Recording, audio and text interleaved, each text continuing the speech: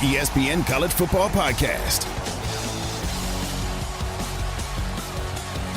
And welcome to the College Football Podcast. Kevin Nagandi here with you. It is Thursday, September 23rd. Heather Dinich going to join us later on the podcast as she empties the notebook and she gets ready for a pretty cool game at Soldier Field featuring Notre Dame and Wisconsin. We'll get her thoughts also on the college football playoff board and where we are on the idea of expansion and how close are we to seeing something change in the coming years, and the elephant in the room, of course, when it comes to relationships following the Texas-Oklahoma move to the SEC. Also, Joey Galloway is going to join us with our picks. Cannot wait to have that discussion. He's in an ornery mood, as Joey Galloway usually is on a Thursday. But before we get to Joey and Heather, two things I want to mention. First, listen to In the Crease, the ESPN NHL podcast with Hall of Fame sportscaster Linda Cohn and national NHL reporter Emily Kaplan every Monday and Thursday. That is In the Crease, the ESPN NHL podcast. Great to have the NHL back on ESPN. Linda and Emily will bring fans their insider perspectives, reporting reactions and analysis to the latest breaking headlines and under-the-radar stories, both on and off the ice. That's In the Crease. Listen wherever you get your podcast. Also, the Peabody and Emmy Award-winning 30 for 30 film series presents Once Upon a Time in Queens, a 4-part documentary event about the city, the swagger, and the wild ride of the 1986 Mets. All 4 parts of Once Upon a Time in Queens are available to stream now on ESPN Plus and the ESPN app. Heather's coming up later on. Right now, let's start with Joey Galloway. Let's take a look at the biggest storylines heading into the weekend. Joey, about a month into the season now, it feels like we can get an idea of who's on top and who's struggling. And we talked about this yesterday with Booger McFarland. There are teams with identities, and there's a huge gap, I feel, where entering the season, it felt like there were 6 teams maybe fighting for 4 spots. Now it feels like Alabama and then everybody else. And we still don't know a lot about everybody else because they have flaws. Do you feel like that gap is there now even more over the first 3 weeks of the season with Bama, the way they played and the way we've seen Clemson struggle, Ohio State struggle, Oklahoma struggle, and a couple of other teams in finding their way? Kev, you keep skipping over Georgia for some strange reason. No, I don't skip over Georgia because Georgia, I know, is very good on defense. There's an unknown about the JT Daniels effect and, how much he's going to play and how much they'll open up the offense with Georgia. So you just named 5 teams. Georgia was not in that group that you just named. I don't believe that the gap between Bama and Georgia is that great.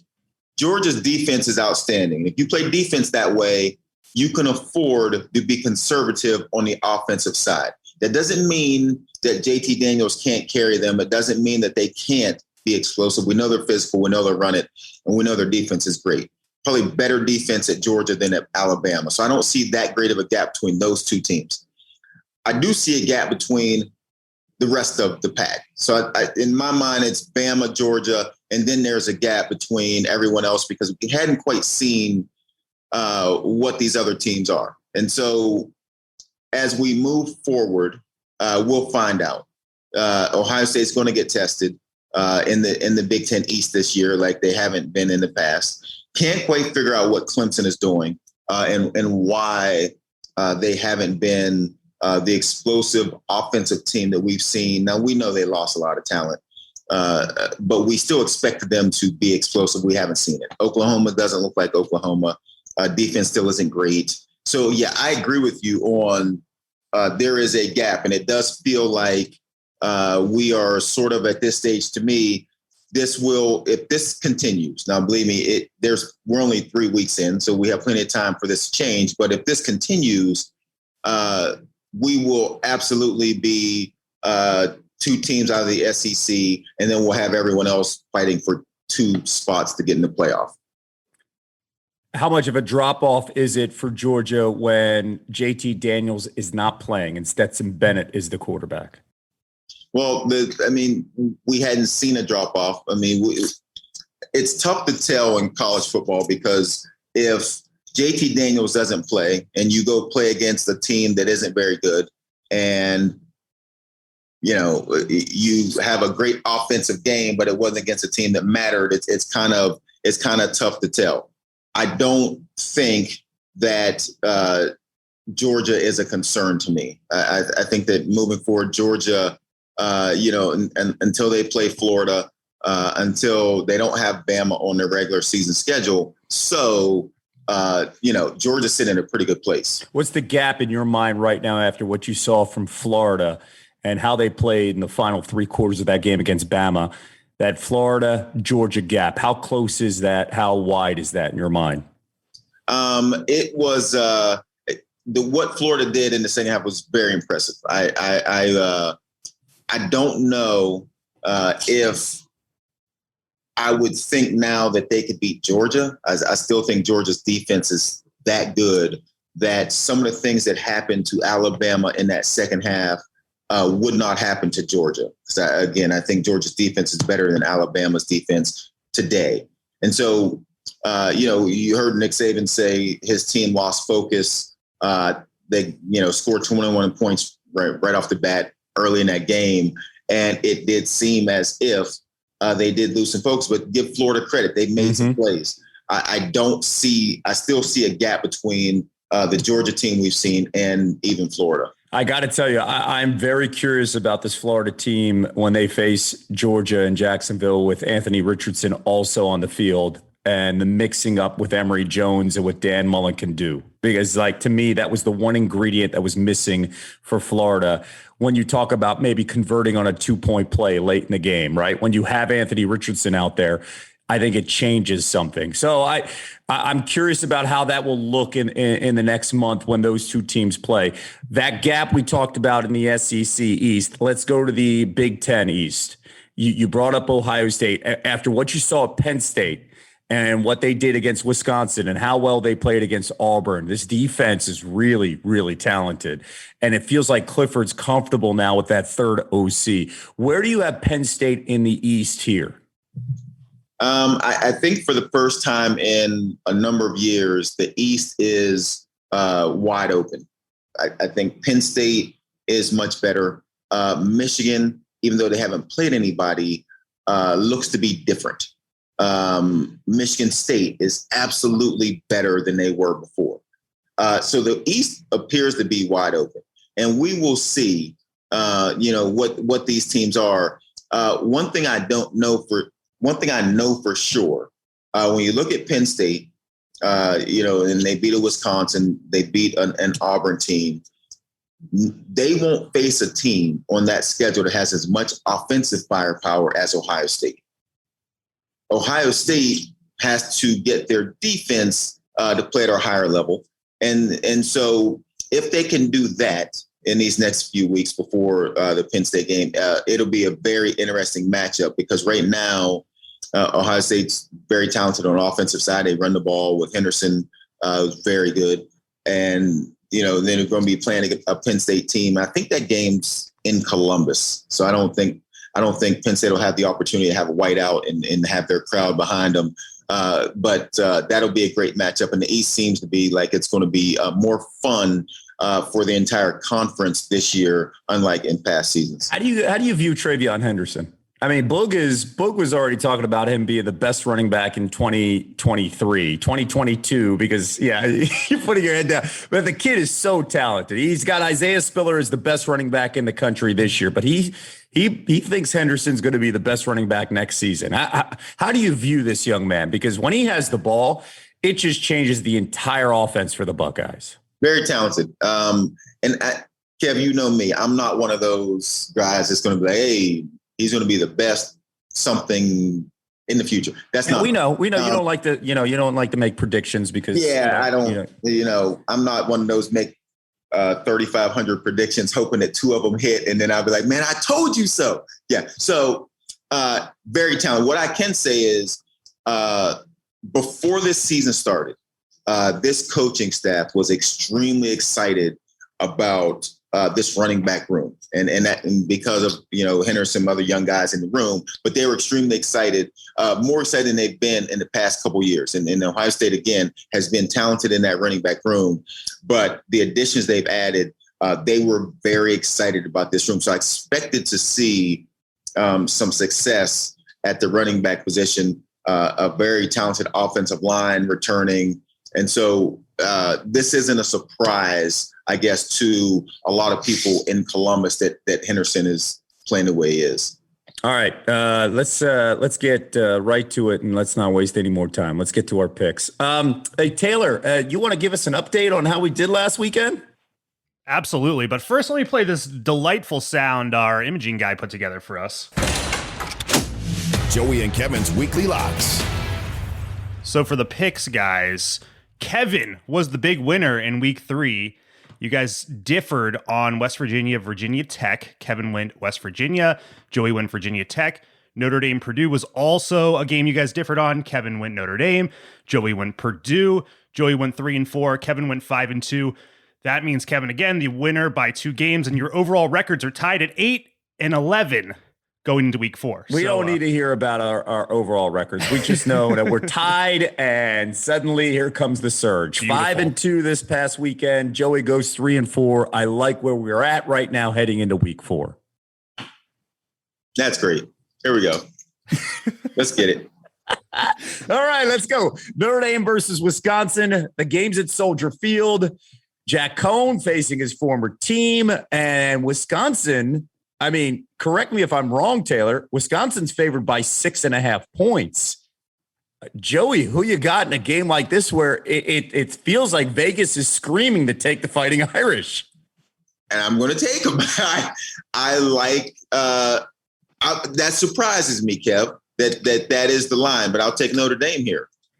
It is hard for me to pass on Notre Dame getting 6.5 points in a game like this. I mean, yes, I'm taking Notre Dame at the 6.5. And I know Vegas is saying, please go take the 6.5. We want you to.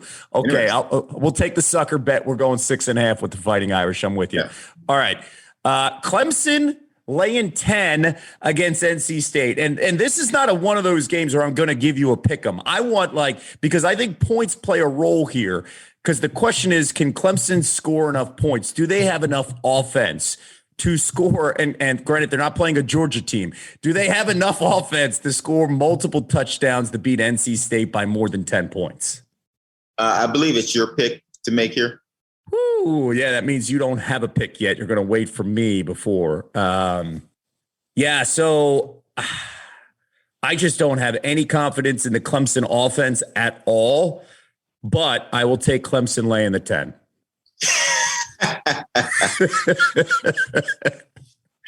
That's pretty funny, Kev. Okay, well, I'll take NC State. I mean, let's mix this up a little bit. I will take NC State and the points.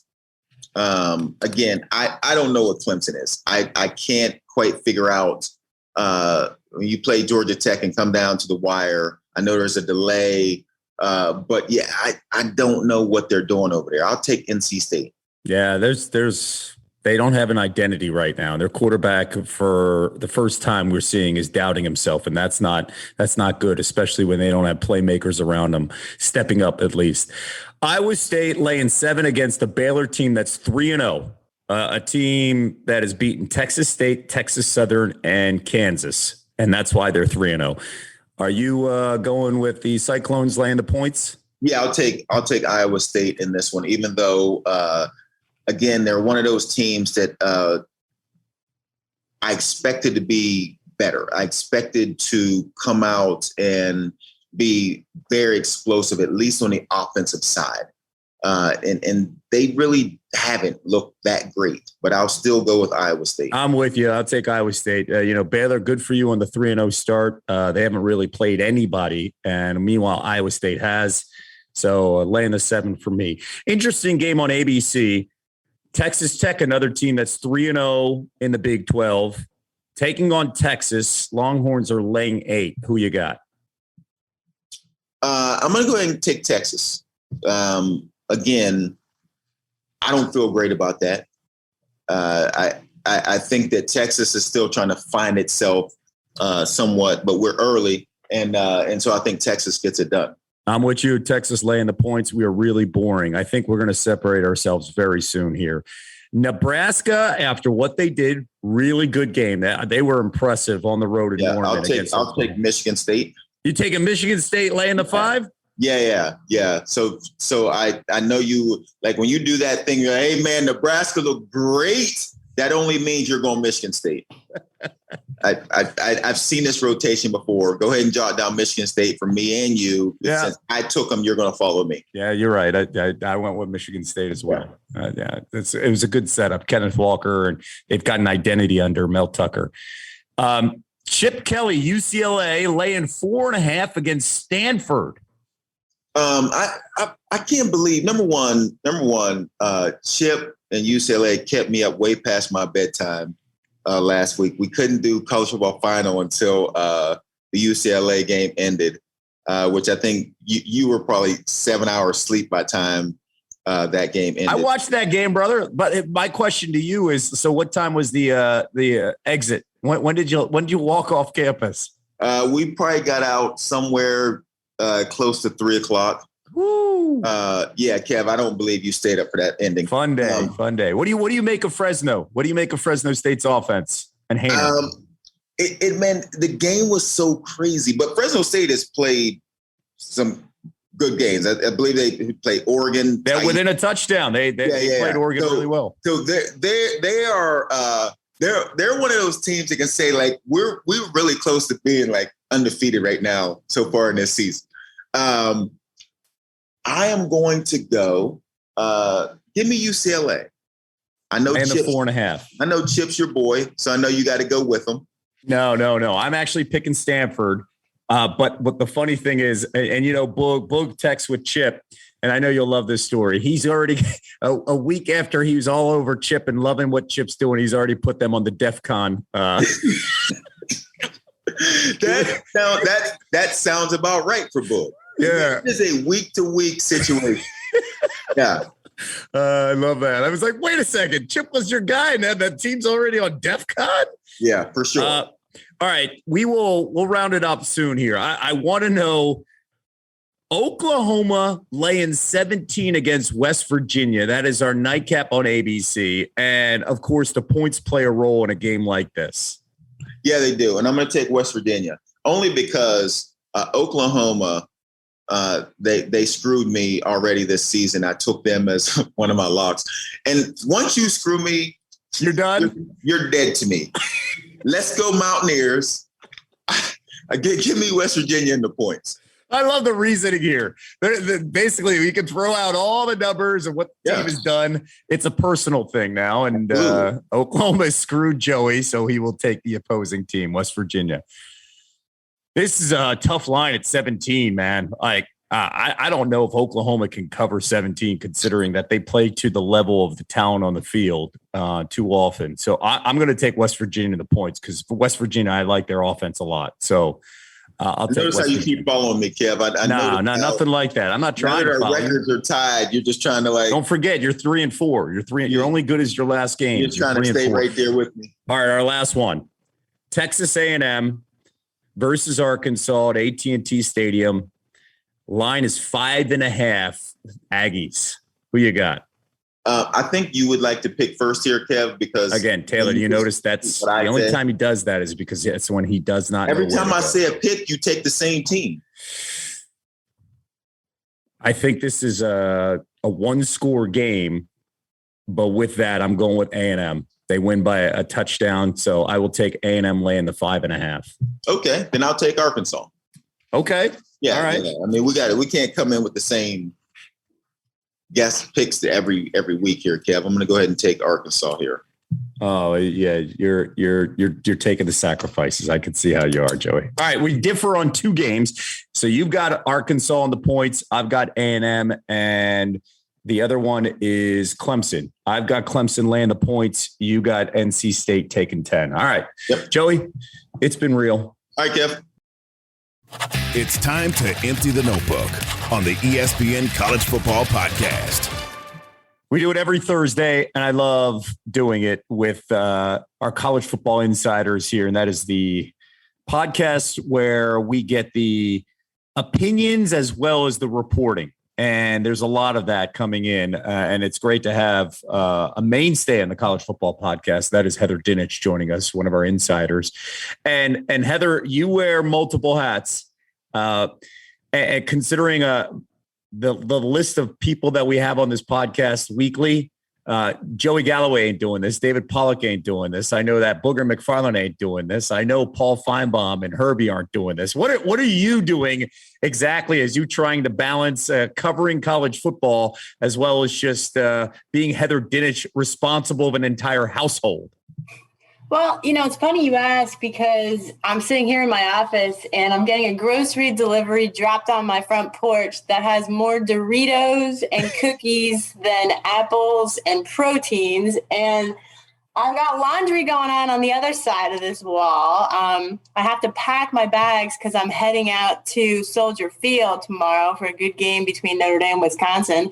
And I'm talking to you, my friend. And you know what? I've even got little Legos on my desk here. I got one that's a witch, which is quite fitting for the day. So it's nice to know that I'm not the only household struggling with the idea of Doritos over apples, because that is the daily fight when we get ready for lunch and we talk about our afternoon snack. So that actually is comforting for me as we deal with making sure our kids make good choices.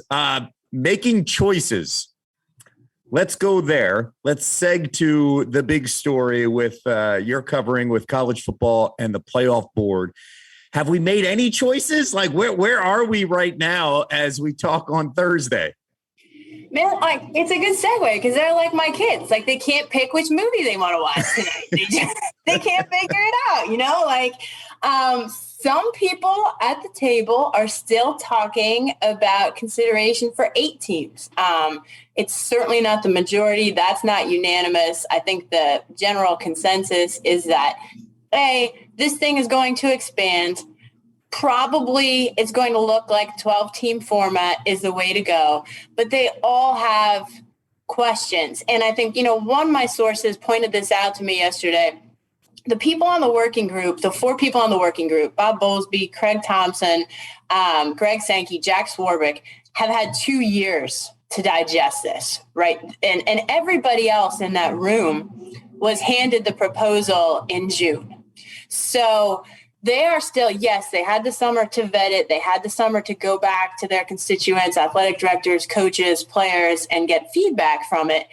But last week they had a call and there were a lot of questions about the Rose Bowl, how the bowl fits in. There is a concern about the 17th game, even though it's a really slim possibility. People say, well, okay, if it happens, what does that do to the health of a student athlete? There's concern about the academic calendar, playing semifinals or quarters in the second week of December when there are exams. So there's a list that goes on of valid questions.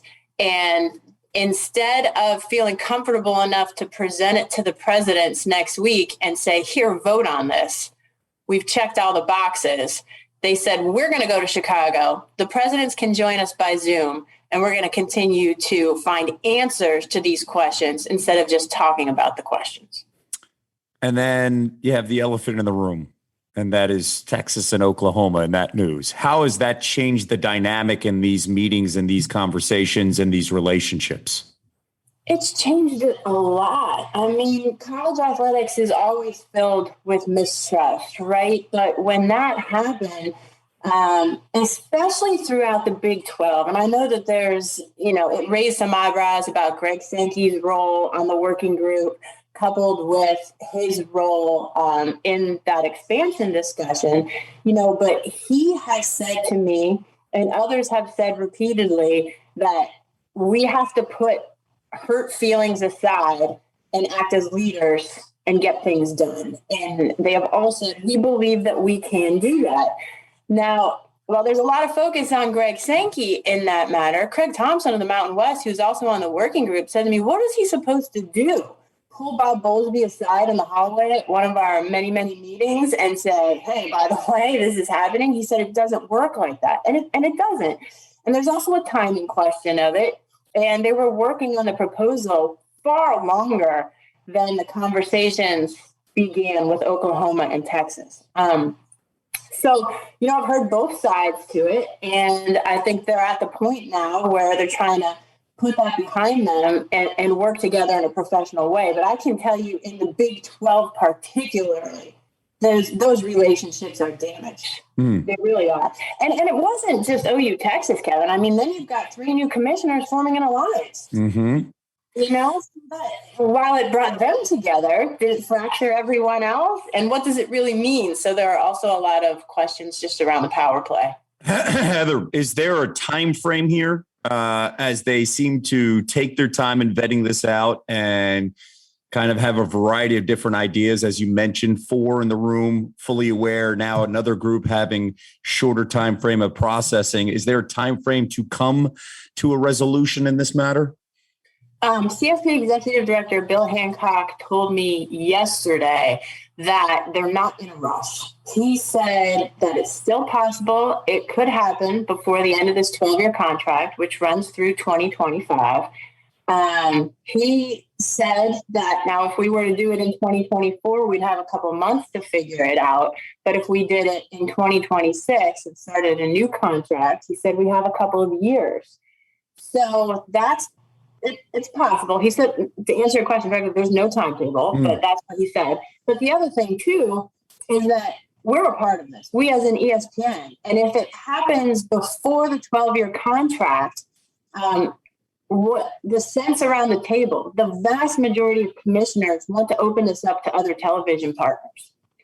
And if that is going to happen within this contract, ESPN has to either agree to it or not buy some of those other games and let them take it to the open market for other games. I have not talked to anybody about ESPN about what they want to do or if they've started those conversations. But the reality of it is ESPN definitely has a role in that. Okay, we will see how this continues to play out as a backstory to the action on the field. And you mentioned your road trip as you get ready for a pretty cool game at Soldier Field. Now, I'm the one that I love neutral site games. I love playing, and the White House is a perfect example of seeing non-conference games and seeing Auburn on the road at Penn State. That's just, there's something I know very cliche in saying that, but magical about it. This particular matchup, I think, is also a little cool because it's at Soldier Field and the fan base is in the region, right, where they can all come together. As you get ready for Notre Dame, Wisconsin, what's the one thing you want to learn from this matchup over the weekend? Well, honestly, I want to know how good Notre Dame is. I sat down with Jack Swarbrick in D.C. this week because he was there for Lead One, where all the athletic directors meet. And I sat down and I said, I don't know how good you are. He said, well, thanks. I said, you don't know how good you are either. He said, we talked about their offensive line and just how young they are and can they stack up against Wisconsin? Because, they're always good up front and they're just such a disciplined, well-coached team. But that's my question. There's so much parity, Kevin, through the first 3 weeks is what we've seen. A lot of good teams. Can somebody be great? I mean, Florida State is terrible, so we can't judge Notre Dame by that. So I think it just basically, how does Jack Cohn look against his former team? He said it's going to be weird. That's a storyline everybody will be watching. But to me, up front, I think Notre Dame's offensive line is the key to a lot of it after talking to Jack. There are a lot of different ways we can go about it, but I want to get your thoughts on, as we empty in the notebook here, what's the other storylines that stick out to you? I mean, we talked about it with Joey Galloway about, top heavy with Alabama and then the gap with everybody else. And you could put Georgia somewhere there depending on who's the quarterback at the time. But then everybody else has a ton of questions in the bottom part of the top 10. For you and what you've seen over the first 3 weeks, what stands out? The Big Ten, is Penn State for real? Because when I watched them against Auburn, I thought they were one of the few teams that passed the eye test. I mean, to me, I have them at number 4 because they went on the road. They beat Wisconsin, a ranked team. They beat an SEC team at home in a crazy environment, which is such a, like you said, a very exciting win for them. And that's their resume. Their resume is spectacular. But then you have Sean Clifford completing an insane percentage. It was like 85% of his passes. I was like, that's not the Sean Clifford we saw last year. Mm-hmm. Their secondary was great. Jahan Dotson's just making highlight reel plays all over the place. And you think, wow, maybe this team might be pretty good. But then you say, okay, wait, they've got to play Iowa and Michigan and Ohio State and Michigan State. And it's like, can they survive that gauntlet? Because it's a double-edged sword. It's tailor-made to impress the selection committee, but it can also knock you right out of it.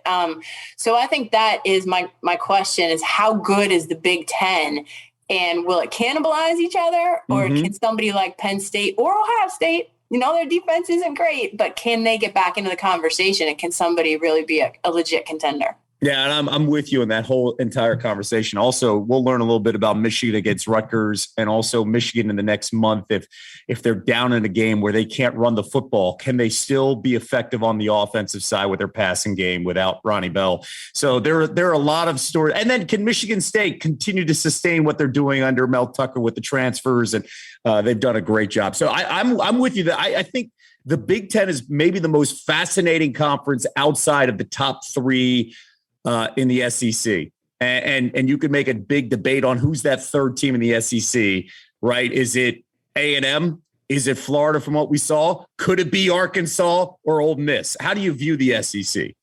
So I think it's super fun too, because Sam Pittman, as you mentioned, has done an outstanding job. And I'm curious about that A&M Arkansas game, because I'm kind of looking ahead at A&M Alabama, and I'm like, is that going to mean as much as I think? Or exactly. Is that going to get knocked out? And then, knowing how much Florida wants to get back at Bama in the SEC championship game, I think that conference, again, has a tremendous shot at getting two teams in again. And you go back to the playoff conversation, and, people are hitting the panic button already in a 12-team format that the SEC is going to get 7 teams in. I don't know if I necessarily believe that, but I can tell you it's better for college football than the SEC getting 2 of 4 teams in constantly. So it's either Alabama, Florida, Alabama, Georgia. Keeping an eye on A&M. Can they do it and upset the apple cart? I mean, Auburn's a good team to go on the road and hang with Penn State. I mean, Bo Nix has done a nice job. I certainly would have called that play, but that's why I don't make millions of dollars to call a fade in the end zone there. But that's okay. We'll let somebody else make the bad catch for that. Well, there's a lot of people, Heather, who agree with you on the fade in a goal line situation. Everybody just, they should abolish the fade in many situations there when you're inside the 5-yard line. Heather, it is always great to have you on board with us here on the College Football Podcast. Enjoy your trip to Soldier Field. More importantly, enjoy being a mom. Best of luck there, the Dinich household, as you get ready before the traveling, okay? All right, man. Thank you so much for having me on. Big thanks to Heather Dinich, wearing multiple hats, of course. She covers the sport of college football while still making sure everything's taken care of when she's on the road with the family. And Joey was Joey was a lot of fun today. There were certain moments where he was short and sweet, and then there were certain moments you could tell he was a little annoyed that our battle is tied up right now. ESPN Radio has 2 games you can enjoy over the weekend. Texas Tech at Texas. Tune in at 11:30 a.m. Eastern time, and Tennessee at Florida. Tune in at 6:30 p.m. Eastern time. The Swamp will be rocking for an old school rivalry. The ESPN College Football Podcast will be back on Sunday with Matt Barry and Paul Feinbaum. Those guys will be recapping the weekend. Don't want to miss that as we get ready for week 4. Want a big shout out here for Taylor Schwink.